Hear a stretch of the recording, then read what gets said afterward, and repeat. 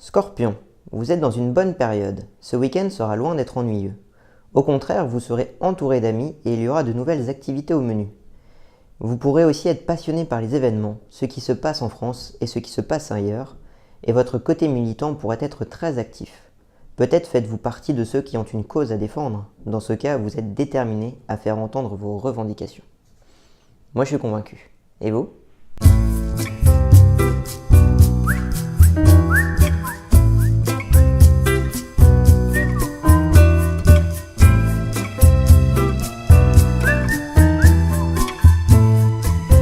Aujourd'hui, on va parler d'un article journalistique écrit dans le journal Vox sur les tests de personnalité. Mais avant, il va falloir définir ce que c'est qu'un test de personnalité.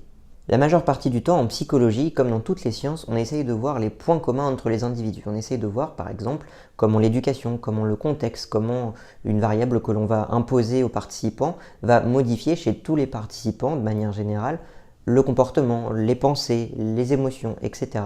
Et donc comment une variable explicative va influencer une variable à expliquer. Mais il y a une partie de la psychologie qui fait un petit peu le contraire, c'est ce qu'on appelle la psychologie différentielle. Différentielle, ça signifie qu'il cherche les différences entre les individus. Et l'exemple le plus connu de la psychologie différentielle, c'est l'intelligence. Le test de QI, il sert justement à pouvoir hiérarchiser les individus en fonction de leur capacité, de leur rapidité à résoudre un certain nombre de problèmes. Ces problèmes vont être des problèmes par exemple visuels, ça va être des problèmes de mémoire de travail ou des problèmes de vitesse de traitement de l'information. Et réussir à résoudre ces problèmes et les résoudre vite, ça nous donne un certain nombre de points qui vont s'additionner les uns avec les autres et qui vont nous donner un QI général. Ce QI général, s'il est à 100, on est dans la moyenne des autres individus qui ont répondu à ce test. S'il est en dessous de 100, on va avoir un QI inférieur, donc une intelligence inférieure. Et si on a un nombre de points supérieur à 100, on va avoir un QI supérieur aux autres et donc une intelligence supérieure aux autres. Et donc ce qu'il faut retenir de cette échelle de QI, c'est qu'il est fait pour nous mesurer par rapport aux autres sur des problèmes spécifiques. Et de manière générale, la psychologie différentielle, c'est ça, c'est de réussir à voir comment on est différent par rapport aux autres, par rapport à la moyenne générale. Et les tests scientifiques mesurant la personnalité doivent avoir le même objectif, c'est de dire vous êtes plus ou moins ceci ou cela sur telle caractéristique de personnalité. Un test qui te dirait vous êtes ceci ou vous êtes cela ne peut pas être scientifique, ça ne peut pas faire partie de la psychologie différentielle. Donc là, je vous ai donné le fonctionnement que doit avoir un test de personnalité, mais je ne vous ai pas encore défini ce que c'était que la personnalité. La personnalité, finalement, c'est vous êtes plus ou moins quelque chose vis-à-vis des autres. Par exemple, vous êtes plus ou moins optimiste, vous êtes plus ou moins curieux, vous avez plus ou moins confiance en vous, vous avez plus ou moins la foi, la spiritualité. Tout ça, ça fait partie des traits de personnalité. Donc l'optimisme, la confiance en soi, la spiritualité, l'humour, tout ça, ce sont des traits qui peuvent être mesurés et on est plus ou moins les uns que les autres. Mais en fait, on peut en imaginer plein d'autres. On peut imaginer la bienveillance, on peut imaginer le matérialisme, on peut imaginer le fait d'être colérique, le fait d'être distrait, enfin, on peut en trouver énormément. Et tous ces traits, quand on les additionne, ça va expliquer les différences entre les individus. Ça va expliquer pourquoi dans telle situation, dans tel contexte, telle personne va agir d'une manière alors que telle personne va agir d'une autre manière. Et c'est ça la base de la psychologie différentielle. Et donc l'objectif d'un test de personnalité, c'est de faire le maximum de différences entre les individus avec le minimum de questions. La première personne à avoir essayé de faire des différences entre les individus, c'est Hippocrate. C'est un petit peu vieilli, et je vous montre un petit peu un tableau récapitulatif que j'ai trouvé dans un blog et qui synthétise très bien les choses. Donc pour Hippocrate, comme beaucoup de penseurs à l'époque, il y avait 4 éléments sur Terre, l'air, la terre, le feu et l'eau. Et le génie d'Hippocrate, c'est de s'être dit qu'en fait ça pouvait avoir un lien avec des éléments biologiques à l'intérieur du corps. Et donc il a associé l'air au sang, la terre à la bile noire, le feu à la bile jaune et l'eau au flegme. Le flegme, c'est la lymphe. Et son idée, c'était tout simplement que les personnes pouvaient réagir différemment en fonction de leurs éléments qui étaient à l'intérieur d'eux. Ça, c'était la base de la théorie d'Hippocrate. Et là, il y a un mec qui s'est dit, mais en fait, ça peut correspondre à une personnalité ou à un type de comportement. Et cette personne, c'est Platon. Alors, il te dit que quelqu'un qui est sanguin, donc qui a beaucoup de sang, c'est quelqu'un qui va avoir de l'entrain. Aujourd'hui, ça se dit toujours, être sanguin et avoir de l'entrain, c'est toujours relié. Et il te dit que quelqu'un qui se fait de la bile, c'est quelqu'un qui est morose. Aujourd'hui, on utilise toujours d'ailleurs ce terme. Quelqu'un qui a de la bile jaune, c'est quelqu'un qui est enthousiaste. Et puis quelqu'un qui est flegmatique, c'est quelqu'un qui est calme. Aujourd'hui, on utilise toujours ces termes-là qui viennent en fait de Platon et qui n'est basé sur aucun fondement scientifique, mais ça reste dans notre culture courante. Bon, on peut excuser Platon, parce que c'était en moins 340 et forcément à cette époque on n'avait pas le savoir dont on dispose aujourd'hui, ni sur les manières de faire de la science, ni sur les manières d'expliquer les comportements. Et un petit peu plus tard, en 1958, une certaine Briggs Meyer s'est dit que ce serait bien de retourner à la bibliothèque lire Platon, refaire du neuf avec du vieux et se faire un petit peu de pognon dessus. Et puis ça tombe bien, les bibliothèques, elle connaît bien, elle n'est pas du tout chercheur en psychologie ou docteur ou quoi que ce soit, elle est romancière, elle est écrivain. Et donc elle va travailler avec sa mère Catherine, pour recréer les traits qu'avait créé Platon et puis le mettre un petit peu au goût du jour. Et donc qu'est-ce que ça donne? Eh bien l'air ça devient la perception, la terre ça devient le jugement, le feu ça devient le ressenti et l'eau ça devient la pensée. Voilà les 4 traits que va utiliser Briggs Meyer pour faire son test de personnalité. Déjà il faut noter un truc, c'est que sur la logique, déjà ça tient plus. Si on reprend Platon, même si Platon s'est basé sur aucune vérité empirique, on peut remarquer qu'on a tous plus ou moins de l'entrain, on est tous plus ou moins moroses, on est tous plus ou moins enthousiastes, on est tous plus ou moins calmes. Alors c'est surtout en fonction des contextes, c'est là où Platon s'est trompé. On va être parfois on va avoir de l'entrain, parfois on va être calme. C'est pas vraiment un critère distinctif en fonction des individus, c'est plus un critère distinctif en fonction du contexte. Mais par contre, pour Briggs Meyer, le problème c'est qu'on n'est pas plus ou moins perceptif, plus ou moins dans le jugement, enfin ça veut rien dire. En fait, l'idée de Briggs Meyer, c'était de dire toi t'es perceptif, toi t'es dans le jugement, toi t'es dans le ressenti, toi t'es dans la pensée. Et je vous ai dit que ça marchait pas du tout. C'est soit on est plus ou moins que les autres sur quelque chose, mais à partir du moment où on dit toi t'es comme ça, on n'est plus dans de la personnalité, on est dans du jugement ou je ne sais trop quoi. Et donc à partir de ces 4 critères littéraires, Briggs Meyer a fait un test qui s'appelle le MBTI. Je vous montre à quoi ça ressemble. Et ben, ça ressemble à un truc comme ça, c'est 16 gros pavés qui sont censés expliquer toutes les différences entre les individus. Et donc par exemple, si on prend le premier, ISTJ, ça signifie qu'on est introverti, sensible, pensant et jugeant. Et voilà, félicitations.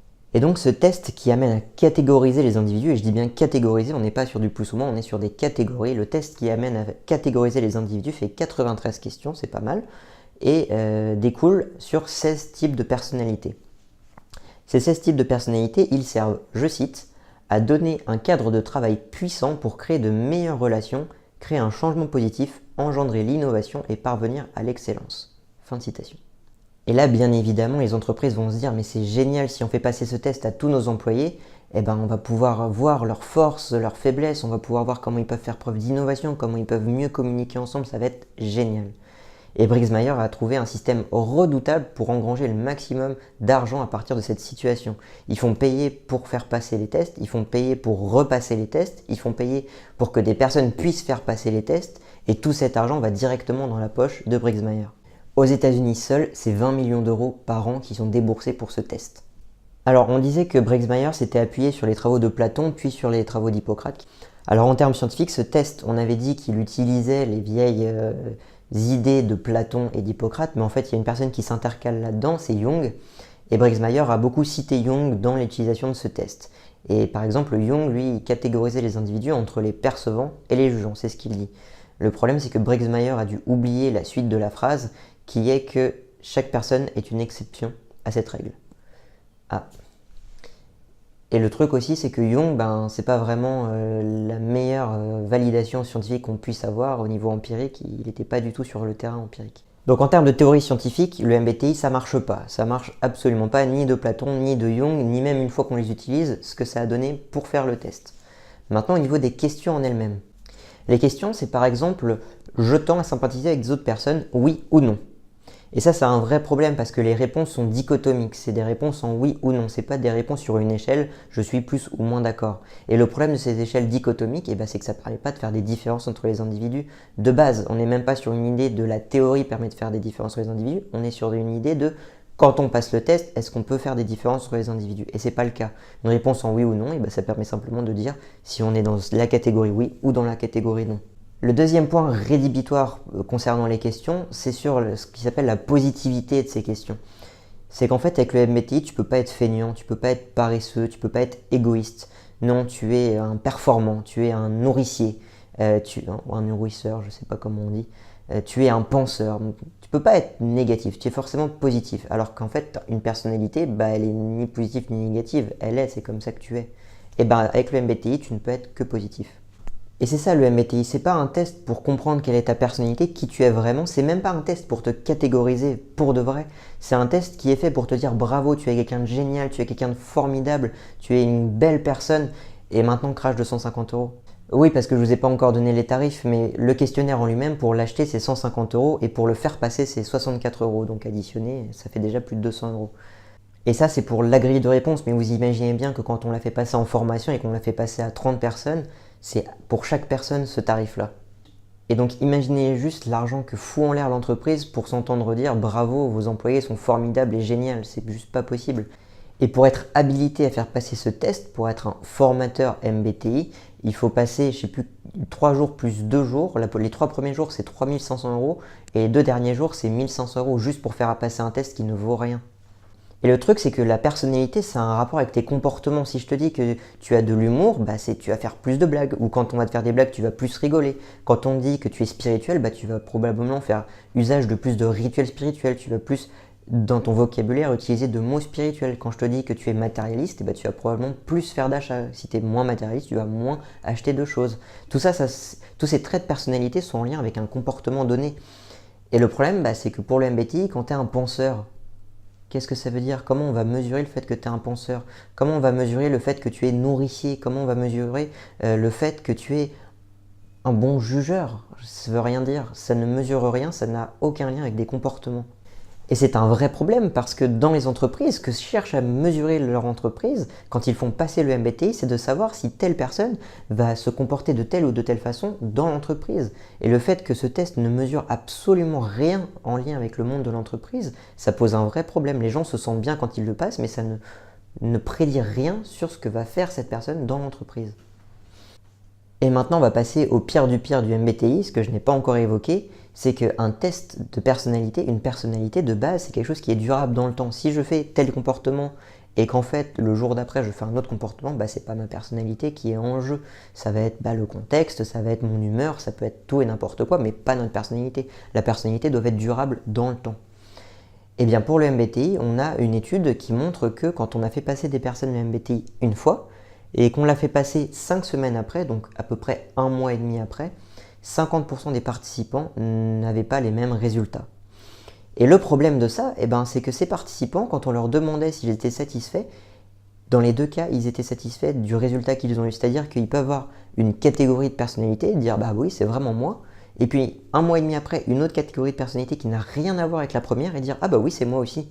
Parce qu'en fait, toutes les catégories du MBTI correspondent à finalement presque toutes les personnes. C'est un horoscope. C'est un horoscope, ça veut dire qu'un horoscope, tu prends tes scorpions, tes poissons, le jour on te dit scorpion t'es ceci, le même jour on dit poisson t'es cela, le lendemain on échange, les deux disent ah bah oui ça me correspond vraiment à ma journée d'aujourd'hui.